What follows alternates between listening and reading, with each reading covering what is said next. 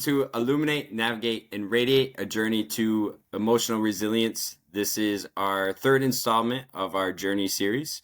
And today we are welcoming Brooke from Savannah. How you doing today, Brooke? Good, how are you? I'm doing great. Thank you. Thank you for joining and jumping in. We met each other while we were both using a long Mm, time ago. yeah, So it's really awesome to like see you for the first time. We're both clean and clean for a right. long time as well. So I'm excited to have you on to see you again and just to hear a little bit more about your story and your journey and everything as we chat. Yeah, thank you for having me.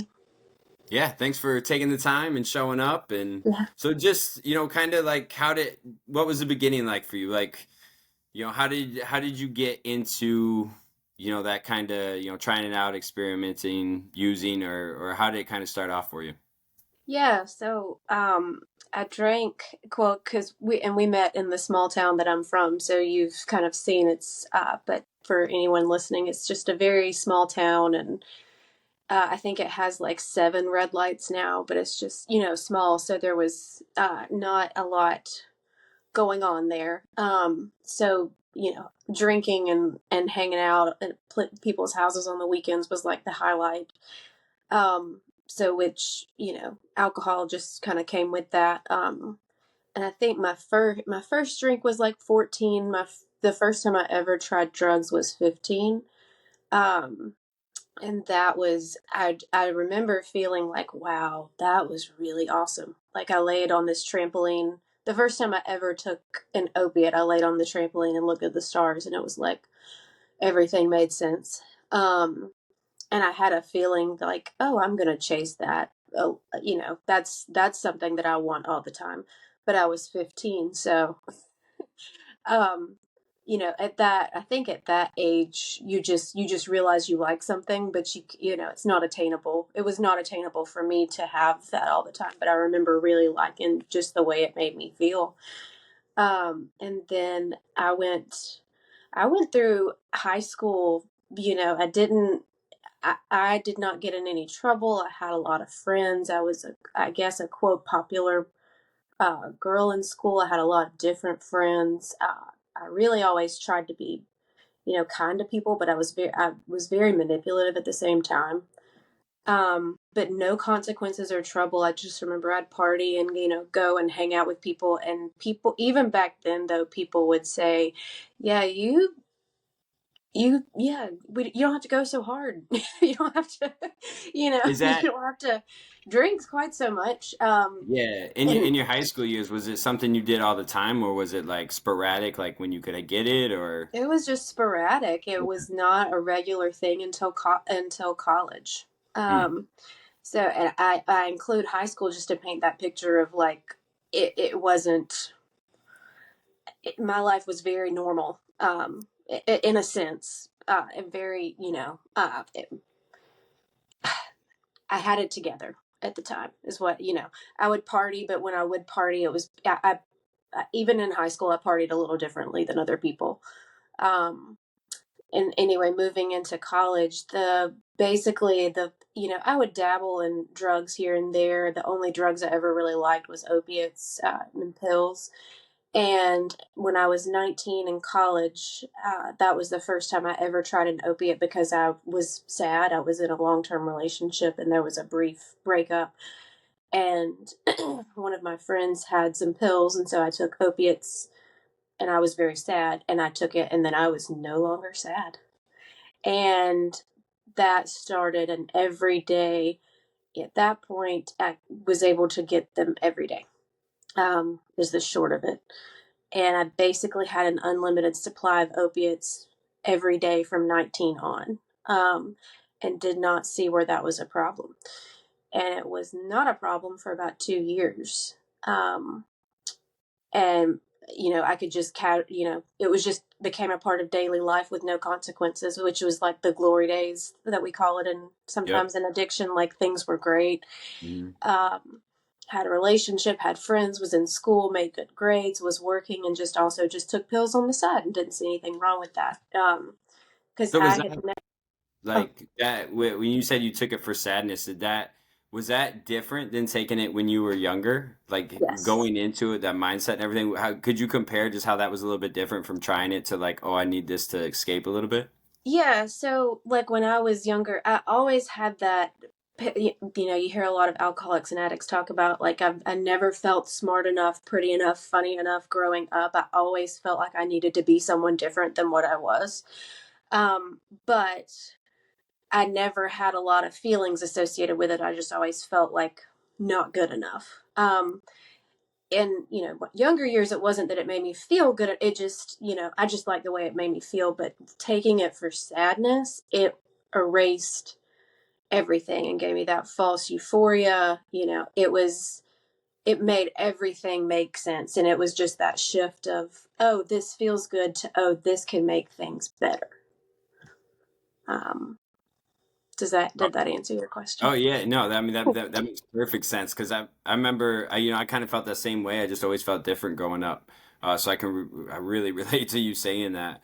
Yeah, And then it was when you're doing it in different mindsets, like you're doing it to party or have fun, and then you start doing it because of emotions and feelings, then it just becomes it can catch you a little a little bit more for doing sure. it for fun.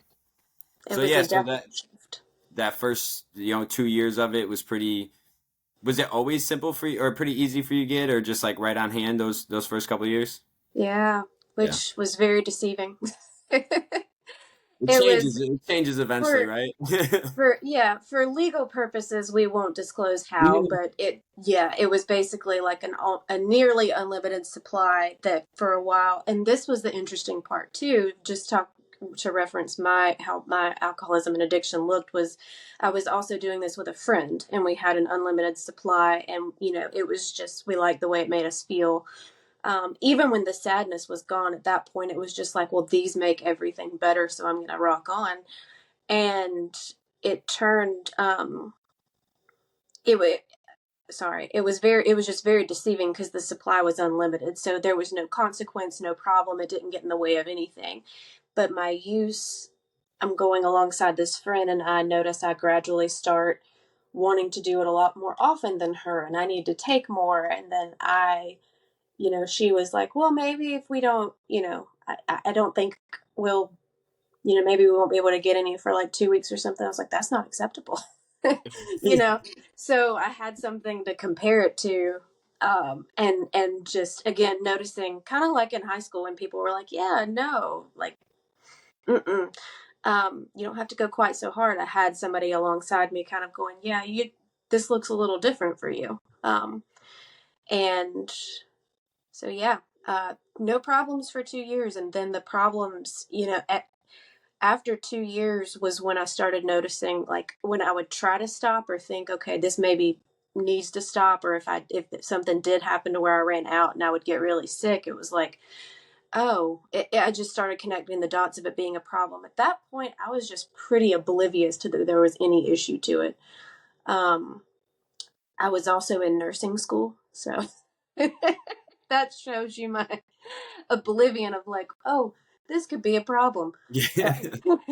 Well, it's tricky when you're using it and it's a little bit easier and you just have it, so you don't start thinking, you don't notice your mind when you don't have it, or like you just said, there might be 2 weeks where you don't have it. Then you're like, wait a minute, that I can't do that, and you start getting like that anxiety. And I remember fear and just feeling like intense emotions when I couldn't get it or I was trying to find it, or you know even think when it would start to get low, right? When it starts to get low, you're like, oh, what do I gotta, I gotta figure something out for tomorrow or in a couple of hours even.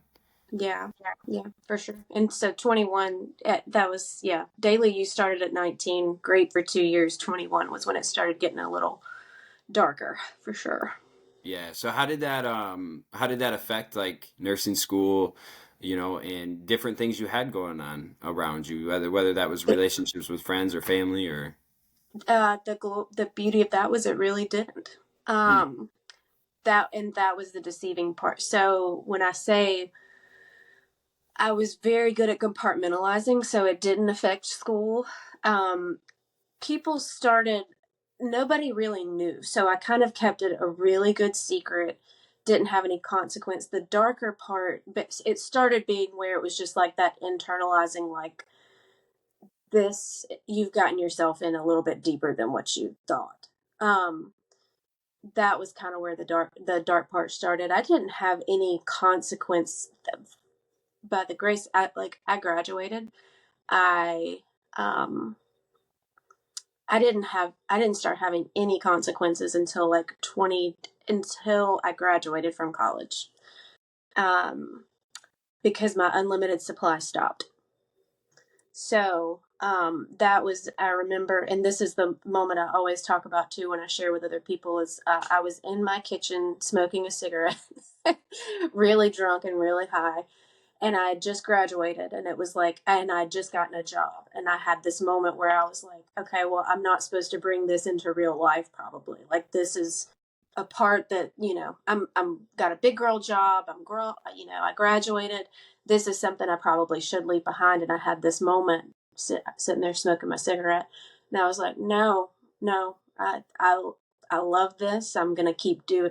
Let me put my cigarette away. Yeah. I love this. I'm gonna keep doing this. I'm gonna carry this into my adult life and my real job in the real world. And so I did. And so I had to start figuring out ways. The unlimited supply got cut off, so I had to start figuring out ways to get it, which brought on um, you know, the dark times. I'm not sure if you wanted me to go where you wanted me to go yet. With you were at, Yeah, you had no. asked me about the beginning. Yeah, no, that was having that thought and realization between like, all right, I'm about to transition to another part of my life. I gotta leave this behind. Um, but it sounds like you couldn't. Yeah, well, and at that point it was, and that was the other tricky part for me. At that point, it was a conscious decision. Like, no, it wasn't consequence that I had no consequence yet at the time. It was just a conscious decision. Like, no, I like this. I'm choosing this, and I'm going to keep doing it. When But you were at that point, did you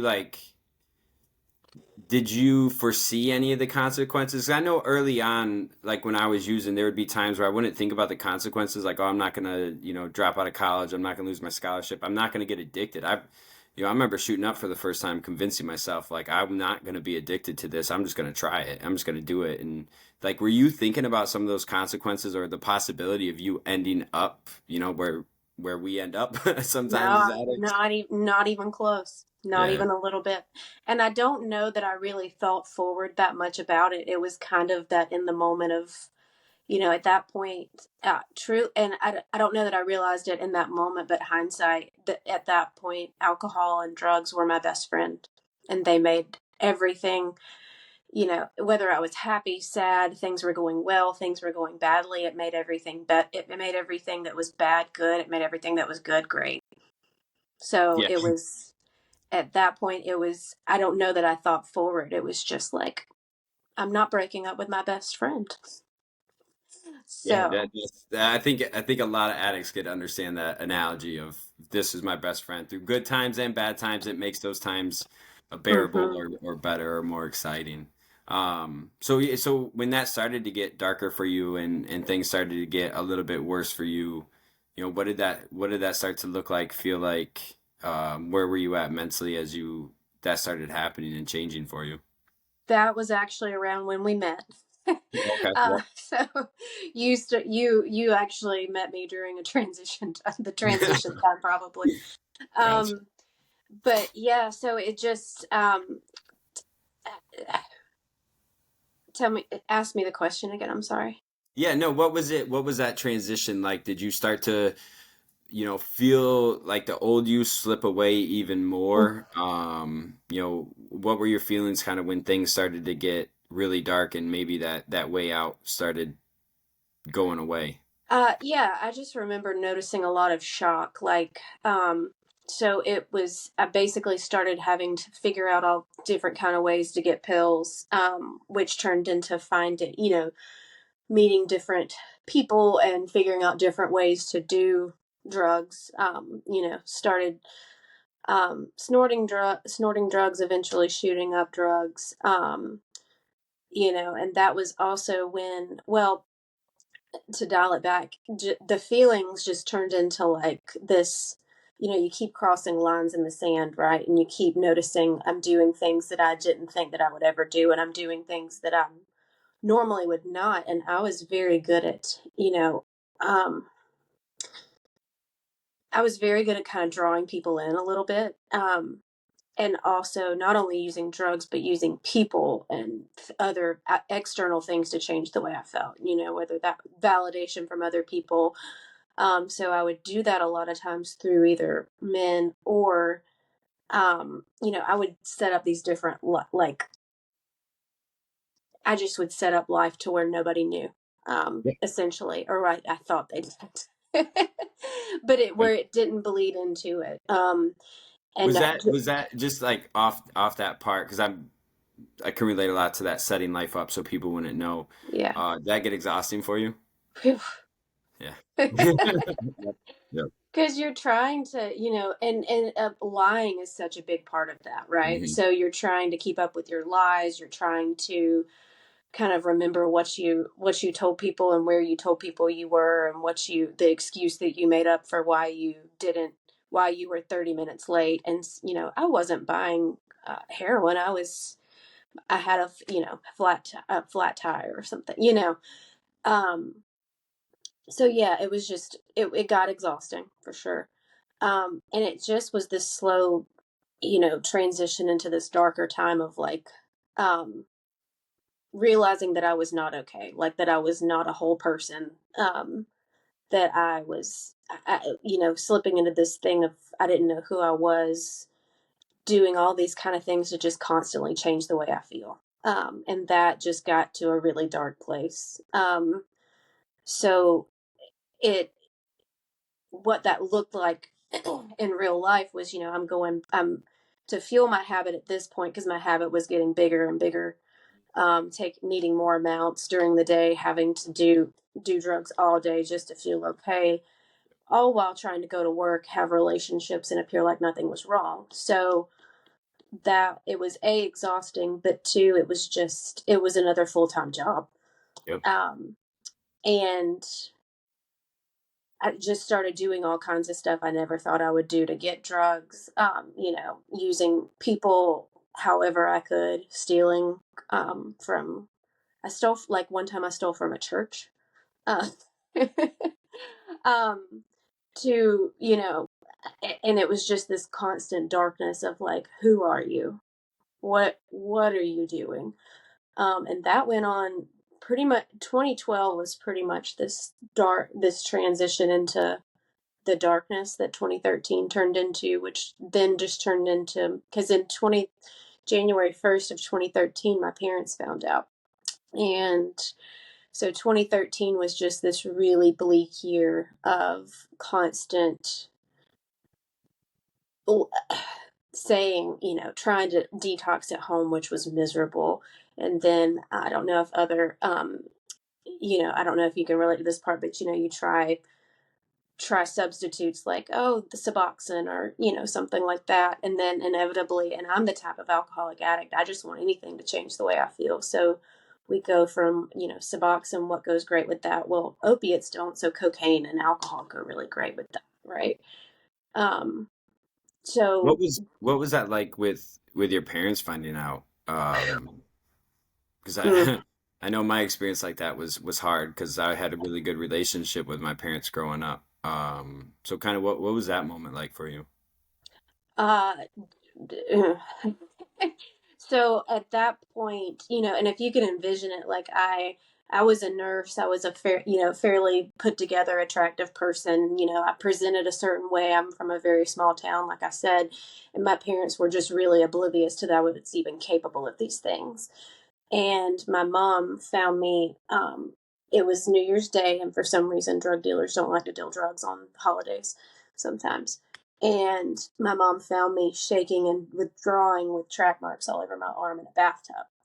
So it went from 0 to 100, right? So it was dark. There was no, and it was just complete shock. And that moment was followed by a 5 day detox at her house that was hell on earth, and all these promises of this is over, this is over, and in my mind really thinking in that moment, yeah, this is over, this is when it's time to stop this. Yeah. And then 5 days later I'm back at my drug dealer's house, like, and kind of wondering why did that happen. uh but just that shock and all, like, Yep.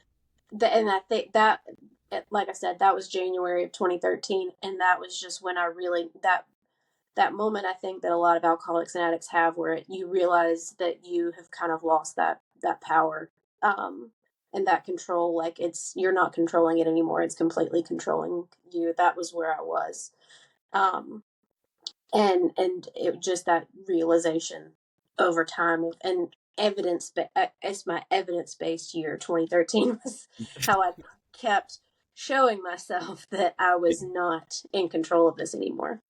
So was that year for you like a constant try to stop and get clean, or Mm. after that first initial 5 days where you got, caught basically, um, did it just get worse and worse with it as the year went on? It got absolutely worse and worse. To sum it up, uh, and maybe I shouldn't sum it up because I don't, I think the details of it are important, but Yeah. basically, um, starting in January, it was, then I had to really, really hide it, right? So then I had, up until that point, I could hide it and just, arrange things how I wanted. But at that point, I started, people were starting to look, for habits, right? Yep. So it turned into that. Yes, that was the first of that year, probably like 20 detoxes at home, but none as bad as the first. But they get progressively worse and worse every time, right? So, And I'm guessing you did it since that you were at home. You had no medication, right? That, nope, yeah. nope. So, because I went through that as well, when I first got clean. So, how would you describe that experience of detox with like nothing after years of using? How would you Painful, describe it? Yeah. painful. Yeah. It was, well, and what's crazy is, you see sometimes now, you see it on TV shows, right, or like Mhm. miniseries. They'll show the addict in the bed twitching, and I had seen some of those up until then, and I was like, that's so dramatic, but it was so like that, like Oh yeah, the 100%. the the way I describe it is, it just felt like my body was eating itself. Yep. And at that, at that point, it was the most painful. Now I say that, going forward in 2013, at my use increased even more, and then add in Suboxone, which is super painful to come off of, and um, it was, but yeah, that, I'm sorry, that moment was, that was incredibly painful, but so mentally torturing too, right? Because you're, this feeling that you've been so used to having every day, this false euphoria, this feeling of everything is okay, was gone.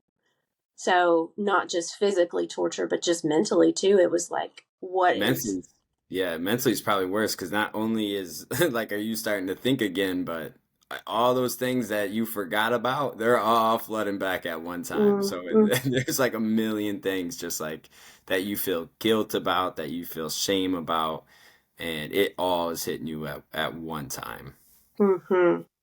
Yeah. And 2013 was when, like, even more. So the more I tried to hide it, then I had to introduce more people into the mix, right? So Mhm. I, kind of the way I would set up all these like different lives, I guess, if you will. So that way, that way I was, getting what I felt like I needed more, because anyway, again, it's not just drugs and alcohol that I'll use to change the way I feel, right? Whether it's men or, shopping or other things. So I would base, so yeah, more and more people adding into the mix, which makes for more and more bad decisions and more hurt people. And then, there was just a lot of wreckage that whole year. Lots of overdoses too. I wrecked my car like 5 times. Um, it's amazing I didn't kill anyone. I started getting, um, really physically sick. I put myself in a lot of just really bad situations too, with a lot of people. Just a lot of dark stuff happened that year. That thankfully a lot of it I don't remember all the details. And then some I do. And I'm okay with those things today, but yeah, getting sober and remembering all that wreckage was really tough. Um, yeah. Well, so like as you were alluding to that being, your toughest year, um, what was there a moment where it's like rock bottom moment where things like where you started to want to change? Were you forced to kind of to change? How did that entry into rehab kind of develop for you? Yeah. So I had a cousin, I had family members, at that point, people, had started kind of seeing that something was wrong, started noticing a pattern. But I had, my mom, dad, my sister had all tried to at that point had tried to say, you need to go get some help. You need to go get some help. And I kept, no, I'm fine. It's just, I'm not taking my Suboxone like I should. And, um, finally one day, it was not forced to, thankfully, through any kind of legal anything. I had a cousin that came to my house and that I looked up to a lot, and he was just like, look, what you're trying to do to stop all this obviously is not working, so why don't you try something different? And for some reason that just stuck in my head, right? um and I was pretty tired at that point. I was tired of the chase. I was tired of all the lying, and I was kind of like down on myself because I hadn't been able to kick it, but I was not necessarily ready for like long term sobriety at that moment. But I knew something needed to change. So that year, that September of 2013, actually, I went to my first treatment, and it was a 6-week program. Um, and I wanted to change. I wanted, at that point, I thought rehab was like a car wash, right? So you go in and you get cleaned up, and it just kind of gets all the gunk off, and you come out shiny and new, and that's it. There's no like life change that needs to be made. Um, I, I had no idea there was a whole, like, anything about long term recovery, or that anything else other than doing drugs or alcohol needed to change. So, um, this is leading up to my rock bottom moment. So I got out of that 6-week treatment. Um, and when I got out, I knew I wanted to get high again. I just didn't tell anyone. And so, and they tell you, in rehab, talk about it. If you get a craving, talk about it. Talk about your triggers. I hate the word triggers, but avoid your triggers. And they recommended 12-step recovery. So it was like, go to meetings, call these people. So the day I got out, the first thing I did was, when I got home, was go get pills and get high. And then I called the people from the phone numbers that they gave me. Just the wrong order Yeah, of what you're yeah. supposed to do there. Yeah. So, and what was funny about that was, and I thought it was going to be one more time, right? So that whole time I'm in rehab, I thought I was going to get out and be able to use just like a regular person again, right? It's so delusional. Regular people don't really use hard Yeah. drugs. Yeah, right. So, um, but yeah, so I, I thought that was my one more time. And I remember taking the drugs, and when the high kicks in, and I just went, shit, because that obsession kicks back on, right? And I realized this is not just a one more time thing. So anyway, I called the numbers that they gave me from the 12-step meetings, and I went to a meeting that night drunk. um but what was so funny was, people at that meeting, I met 4 women. They took me to dinner. They went to a meeting, they sat with me, they talked to me, they took me to dinner. Everything that this treatment center told me would happen, right? Like, all the tools that they told me about were true.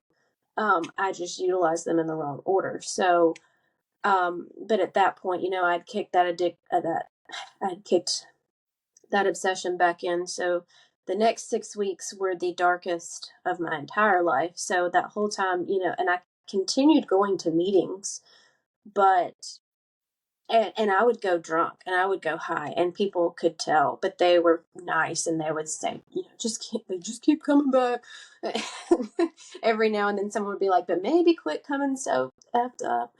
Um, but I went because I wanted, at that point I was so, I felt so defeated by that obsession and that addiction. I was felt so defeated and I wanted help, right? But it was kicking my ass every single day.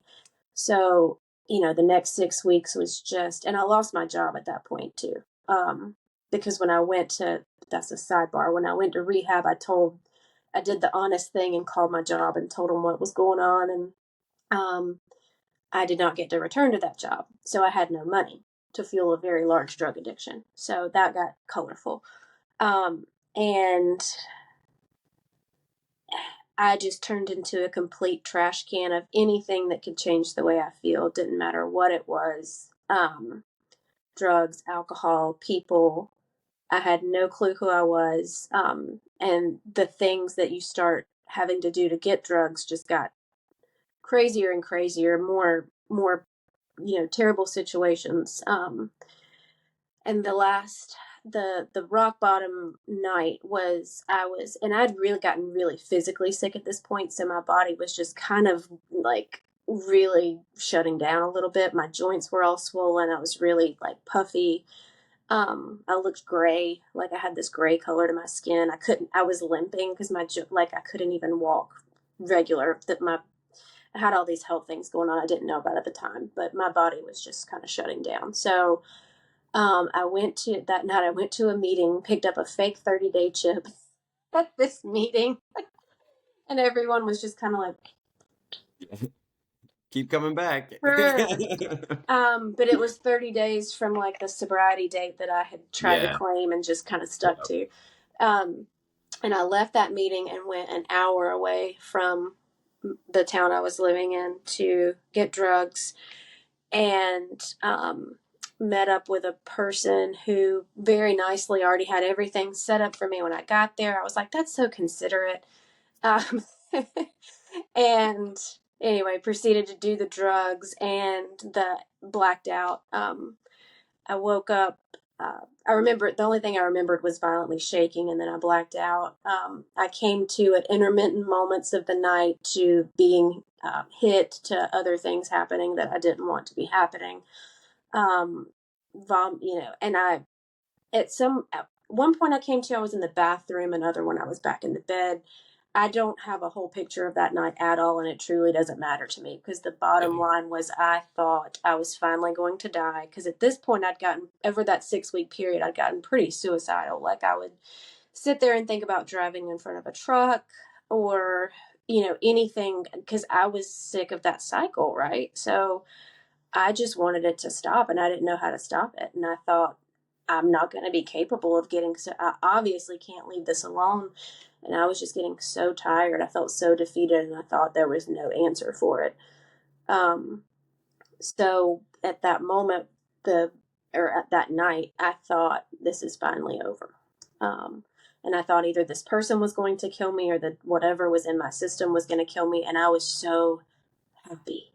I remember coming to at some moments and thinking, finally. I remember that. I remember that very clearly, like thinking, finally, this is going to be over. And I woke up and I was very pissed.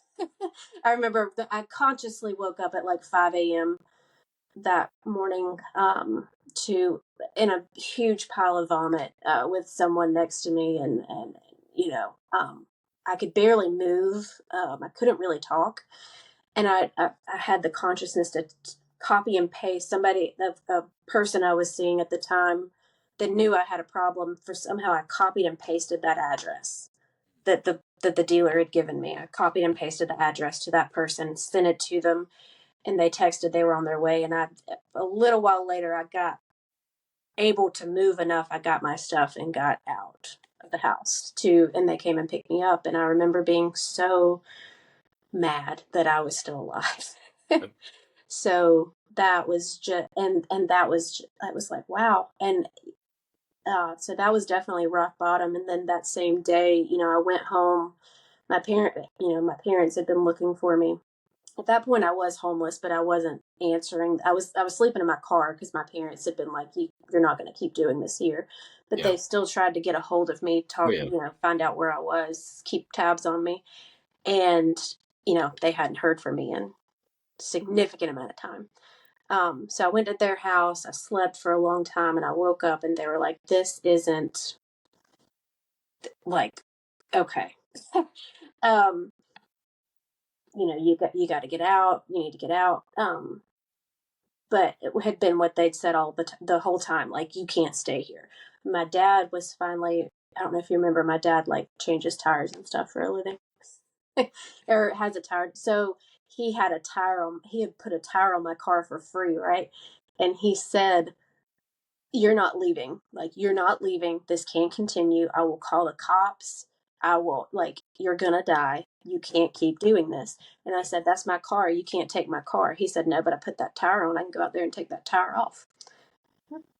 Fair Okay. And so I lived. So I was stuck, and they were like, what are we going to do? And it came out of my mouth. It was a God given, God inspired moment of God saying for me what I didn't have the capability to say. I said, I need to go back to rehab and I need to go to some sort of long term treatment. And then I like stuck my hands over my mouth because I was like, shit, I just said You gotta go. but yeah, and just admitting, like, because I had nothing left Yeah. to sometimes we think we can't go to rehab because, no, I can't leave this, I can't leave this. I had nothing to leave. Like, Couldn't make any more excuses about what. no, I Yeah. had no job. I Yeah. had nobody wanted to be around me at that point. I had no friends left. I was a liability. I had shown up like a month before that. I showed up to an engagement party for some really good friends of mine with blood all over my shirt, and people were like, what are you doing? Yeah. And it had turned into, I was a liability. No one wanted to be around me. So I had, nothing left to say. I can't go. Yeah. um, and I knew, and I was so pissed that I was still alive. And I remember having that, when I was about to say that to them, I was having this internal debate in my head. I was like, I could just kill myself. Right. And to be honest, and thank God, I was too scared to kill myself. So I had this moment of, I can either kill myself or I can try to make an honest attempt to get sober. Um, and I chose the latter. Uh, can, Going through like that moment and how tough and how low you felt and what you struggled through. Um, share with us like some of that hope that started to come back to you and going to rehab and how your life started to change from that moment going forward. yeah, so hope, it took a while for me to have any hope. So my experience, this is just my experience, but I've moved through the motions of getting sober and rehab. I just went through the motions for a little Mm. while because I felt like I had no other option. Like I said, I was either going to kill myself or try to get sober, right? So I was going through the motions with no hope. It was just the only option I had. I started getting, so kind of what that looked like was I went back to detox and then went to a long-term treatment facility where I stayed for 22 months. Uh, Long time. they don't really keep people that long at places anymore, but Yeah. um, but yeah, so I went to it was a long-term treatment or a halfway house, whatever you want to call it. And I lived with like varying amounts of women, but like anywhere from 20 to 30 women who were also trying to get sober. Lots of groups, 12-step meetings were involved. We had, the option of like religious or spiritual to go to church if we wanted to. Um, it was optional. So I was, and I did, I actually really enjoyed being there. It's gonna sound crazy, but I was so alone. So that was where I started getting my hope from first. Was I'd been so alone and no one wanted to be around me, and all of a sudden I'm in a home with a bunch of girls who like have to be nice to me. Yes. So it was really kind of nice for a little bit. But as I started getting to know the people that were also that I was in treatment with, a lot of them had been there for a year, um, year and a half, some of them, and they were okay with themselves, and they could look people in the eye, and they could talk about the things they had done without hanging their head down, and they were being of service, and they were kind. They had a light about them, and I was like, oh, okay, so maybe it was real basic and elementary. Maybe if I stay here and do what they've done, I can have that feeling too. Because, like I remember, I said I'd never felt smart enough, pretty enough, funny enough, anything. And this place was so down to the basics, right? So if you wore too much makeup, they took away your makeup. You couldn't talk to the opposite sex. So I didn't have men. We didn't have drugs. You couldn't even take an Advil if you had a headache. Like, so I, for the first time, was with just myself in like 5 years with nothing to change the way I feel. And that was really hard. So that was a big reason why for a while I had no hope, because it was just, finally looking at myself and figuring out who I even was. And, the only thing I had to go on at that point was just all the stuff I'd done. Yeah. Um, so it took a while for the hope to come. Sorry, that was a long answer of saying it took a minute. Like I No, would yeah. I would say I'd been sober about 6 months before I had any hope that I would live a life that I even wanted to live, that I even wanted to still be on this earth. Yeah, Um, no, I think that's, you know, you just explained it really well of what that process can look like and what that process looked like for you. And obviously that can vary for different people, but even I think that's important to kind of look at even without much hope or without, feeling like things are going to change. The effort you put in still was able to get you at least started. Like sometimes we don't want to kind of, do it. Sometimes it's like it's so hard to get up and go another day. It's so hard to, just push through a tough moment. But even if you're just going through the motions, that's a really good example. If you're just going through the motions for 6 months, I believe you just hit 10 years clean, right? yes, Yeah. So January like, 6th. yeah. So I think that's sometimes it's not easy and it sucks, but it can get a lot better.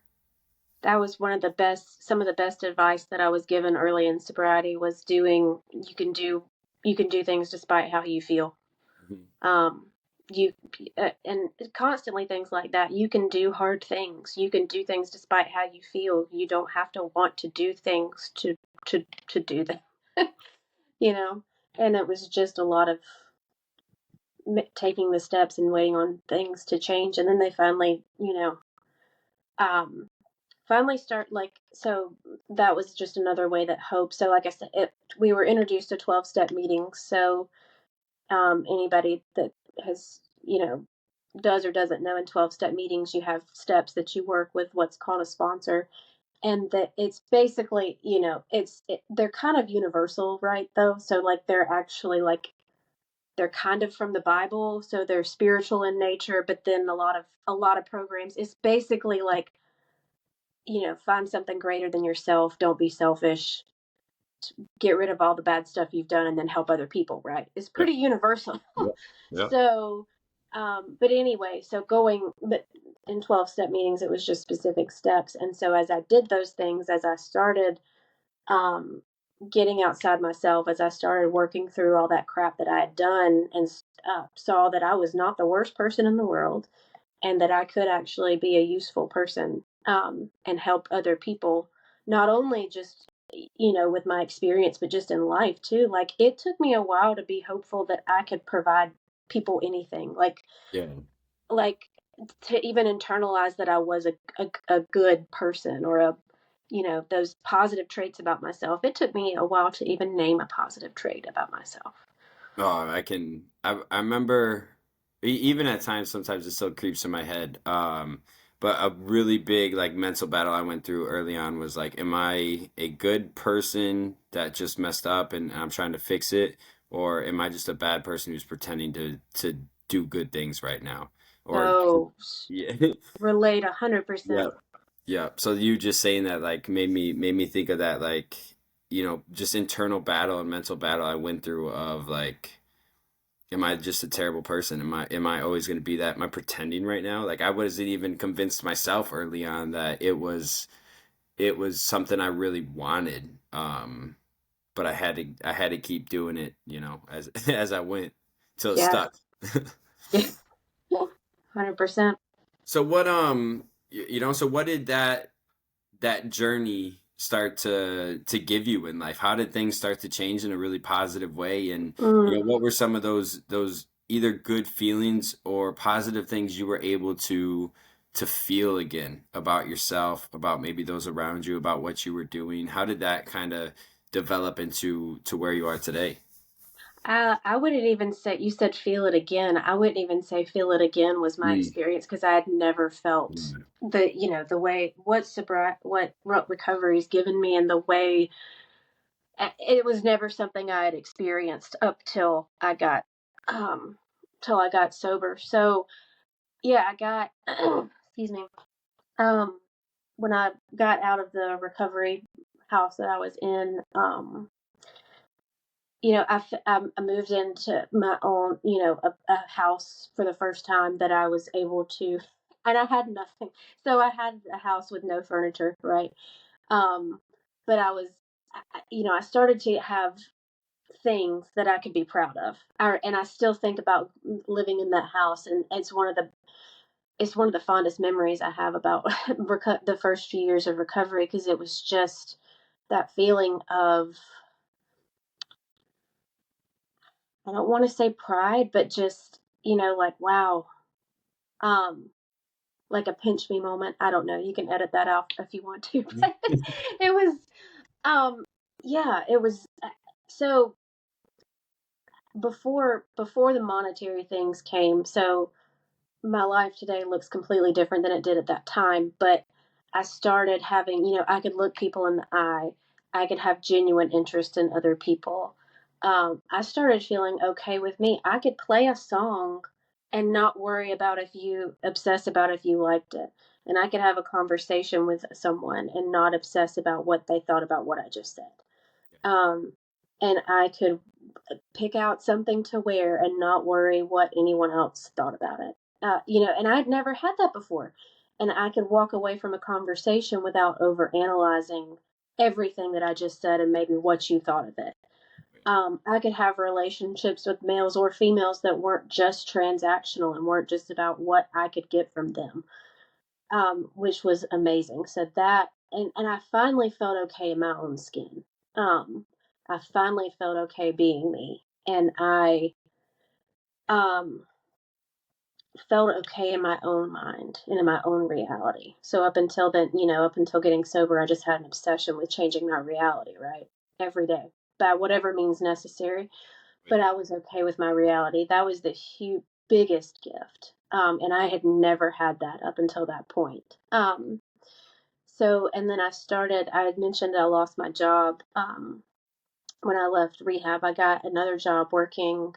So I took a 2-year break from nursing, and then I got a job at an alcohol and drug rehab, and um, as a nurse. And then, Alcoholics and Addicts, we're great workers when you get us sober, right? So I'm a pretty decent, a good thing about myself is I'm generally a good leader. And so then after that, I was asked to manage that facility for a little while. I did that for a little while, changed jobs. So I've worked as a nurse though since, for the last, again, for the last 8 years. I met my husband, um, a completely God inspired, who my now husband had asked me on a date, and I had said yes, but I didn't want to go. And my friend said, "Why don't you just go? And if you don't have fun, don't go again." And we are now married with 2 kids. So, but it was a friend that I went to meetings with. It was like God spoke through her, right? Or a higher power spoke through her. It was just go. Yeah, I can do things whether I want. And it was completely God inspired at the time. We now have a home, and I work 2 days a week, and I have um two wonderful kids. I always, when I give talks, I always kind of joke when I start talking about my kids. Um, because they it's hard. Good. No, you're good. It's, Good. you hear about gifts of sobriety and gifts in recovery, right? But the um that it blows my mind, um that I could get a gift like that. I'm sorry. It blows my mind that from the life that I had, and all the things and all the shit and all the wreckage, and then now I've gotten to a life where I can help other people and I can be kind, and the gifts from God or higher power can come, and they're just the bit. I don't know. I'm sure you feel the same way about your boys too, but it's just like, wow. Um, and I think it's almost that kind of what you were talking about, that you have imposter syndrome for a little bit. Like, wait a minute, I was I'm a I was a junkie, and I stole, I lied, I cheated, I hurt people physically and emotionally, and then that my life can look the way it does now with these, not just the monetary things, but too the family and the people, um and I'm really too, another thing that gives me hope still today is that I'm still involved in meetings, and I do help other, specifically women, getting sober, and that helps a ton because it's I think it's huge to talk to people and work with people early in recovery, because otherwise it's like you forget a little bit, or I forget. And two, it reminds me, like, I don't want to go do that again. You hear in recovery people talk about you have to learn how to live life on life's terms. Well, I don't want to learn how to live life on life's terms over again. It was hard enough the first damn time. So, Oh, um, that's awesome. That's awesome. yeah. I mean, you So can just see the joy and passion in talking about your kids and your family, and that's those are the awesome things to get back is you know those type of things, and then just being able to, like you said, look people in the eye and feel decent about yourself and feel okay and not overanalyze. And you spend so much time worrying about all that stuff. Usually I know I did growing up. I think you mentioned you did as well, like your whole life thinking about that stuff and overthinking, and to finally feel okay, to sit there and talk with somebody and look them in the eye and feel okay about yourself, is that's like some of the biggest gifts you can get back from recovery and working on yourself. 100%. So yeah, I mean, that was a amazing story. I really appreciate you taking the time to jump on here and share that and be real while you were sharing it. Whether it was really good things or bad things, that I think that makes it more authentic, and can a lot more people can relate when they hear that. For sure. I appreciate you asking me to share. It helps me a lot too, because you get wrapped up in your day to day, and your life looks nothing like Yeah. what the the the the shit storm that I just described to you. So when it's helpful for me. So I appreciate you asking me to do it a lot. And it's good to see you again. Yeah, it's good to see you as well. It's been This a is the first been time a we've long seen time. sober. Yeah, yeah. I mean, I think one of the last times must have been before I moved out of Georgia, moved away, or just kind of ran away from the position I was in, left everything I had, and You did got in the kind of car. run away. I did. Needed to get out of there.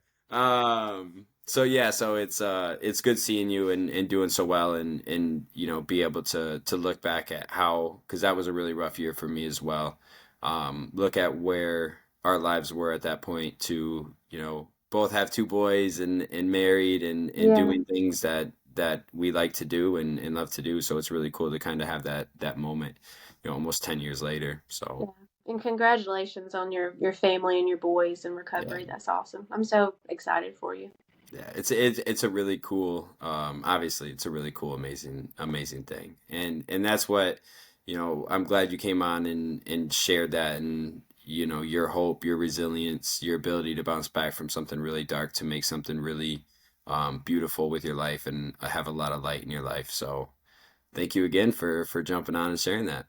Thank you, and thank you for doing this. I think it's such a cool thing you're doing because it's, to be able to, I like the radiant part because Yeah. that's what you want to, when you have been given such a gift of recovery and a whole change and all these gifts, you do want to radiate that out and give it back. And so I appreciate what you're doing. It's really cool. Thanks, Brooke. I appreciate that.